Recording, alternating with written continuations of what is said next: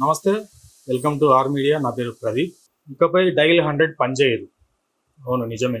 మనకి ఏదైనా ఆపద వస్తే పోలీసులకు అత్యవసర సమయంలో డైల్ 100కి ఫోన్ చేయమని చాలా క్యాంపెయిన్ చేసి ఉంటారు. చాలా మందికి మనకు గుర్తుంటుంది. ఏదైనా డైల్ 100కి ఫోన్ చేస్తే పోలీసు వాళ్ళు వచ్చి మన సమస్య తీరుస్తారు అనేది మనకు ఒక నమ్మకం ఉంటుంది. ఇకపై ఆ నెంబర్ పనిచేయదు. ఎందుకంటే అది కొన్ని టెక్నికల్ రీజన్స్ వల్ల తెలంగాణకు కేటాయించబడింది డైల్ 100 అన్నది. మరి ఏపీలో ఏంటి అన్నది చాలా గందరగోళంగా ఉంది. సమస్య వస్తే ఏదైనా పోలీసులకు ఎలా ఫిర్యాదు చేయాలి అంటే ఏపీ పోలీసులు కొత్త టోల్ ఫ్రీ నెంబర్ అయితే తీసుకొచ్చారు. కేంద్ర ప్రభుత్వం గతంలో ప్రవేశపెట్టిన 112 ఆ నెంబర్కి డైల్ చేస్తే దాన్ని బట్టి అక్కడ ఉన్న డీజీపీ ఆఫీస్ ఎక్కడైతే మనం డైల్ చేసిన తర్వాత ఏ స్టేటు, ఏ డిస్టిక్, ఏ మండల్ అనేది వాళ్ళు కనుక్కొని అక్కడికి లైన్ ట్రాన్స్ఫర్ చేస్తారు. అట్లా డైల్ 100 అన్నది ఇప్పుడు తెలంగాణకు కేటాయించబడిందని వార్తలు వస్తున్నాయి. తర్వాత ఇప్పుడు ఏపీకి సంబంధించి 112 ఏదైతే నెంబర్ ఉందో 112 ఇది కేంద్ర ప్రభుత్వం గతంలో ప్రవేశపెట్టిన నెంబరు.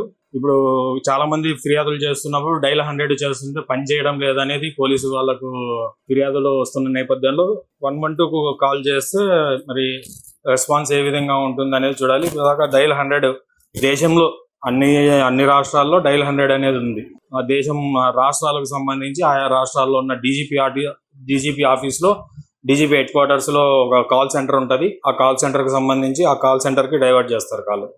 కానీ ఇప్పుడైతే డైల్ 100 అన్నది ఉమ్మడి ఆంధ్రప్రదేశ్ వరకు అప్పుడు 2014కు ముందు ఏదైతే ఉమ్మడి ఆంధ్రప్రదేశ్ ఉందో, తెలంగాణ ఆంధ్రప్రదేశ్ డివైడ్ కాకముందు 2014 వరకు డైల్ 100 ఉమ్మడి ఆంధ్రప్రదేశ్కు కేటాయించారు.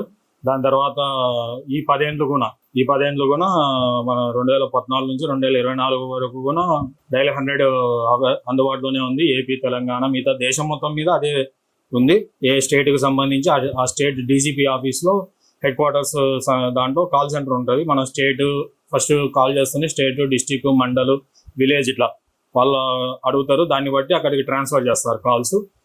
దీనికి సంబంధించి ఇప్పుడైతే ఏపీకి 112 అనే కేంద్ర ప్రభుత్వానికి సంబంధించిన ఒక హెల్ప్ లైన్ నెంబర్ని పోలీసులకు కేటాయించారు.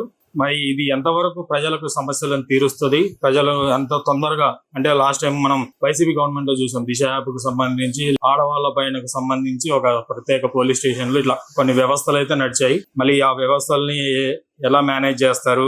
ఈ డైల్ 100 ఇప్పుడు అందరికి డైల్ 100 అంటే అందరికి నోటెడ్ అయిన నెంబర్. మళ్ళీ ఇప్పుడు 112 అన్నది ఎట్లా క్యాంపెయిన్ చేస్తారు, ప్రజల్లోకి ఎలా తీసుకెళ్తారు అనేది వేచి చూడాలి. దీని పరిణామం రిజల్ట్స్ అయితే కొద్ది రోజులు వేచి చూసిన తర్వాత మళ్ళీ ఒకసారి దీని గురించి చర్చిద్దాం.